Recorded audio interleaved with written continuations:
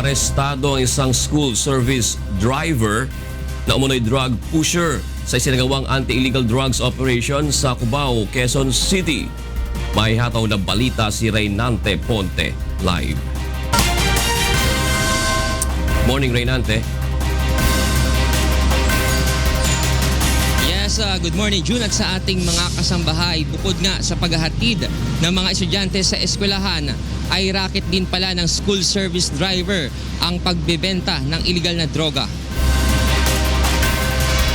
Sa bisa ng search warrant na ipinalabas ni Judge Bernelito Fernandez, Executive Judge ng QCRTC, sinilakay kaninang madaling araw ng mga operatiba ng Station Anti-Illegal Drugs Special Operation Task Group ng Cubao Police Station 7 ang bahay ng suspect na si Alan Ganotan sa number 95 Harvard Street, Barangay E. Rodriguez ng naturang lungsod. Arestado ang target at nakuhanan pa ng mga drug paraphernalias at 10 maliliit na sachet at 2 medium sachet na pinaghihinalaang shabu na tinatayang nagkakahalaga ng 40 to 50,000 pesos. Ayon pa nga sa mga otoridad, June, pinagbebentahan din ito ang mga tricycle driver sa lugar at ginagawang pot session ang bahay nito.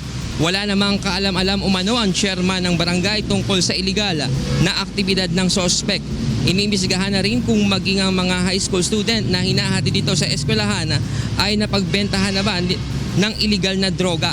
Nasampahan naman June ng kasong Comprehensive Dangerous Drugs Act of 2002 ang nahuling suspect. Yan ang police report. Balik sa iyo, June. Maraming salamat, Reynante Ponte.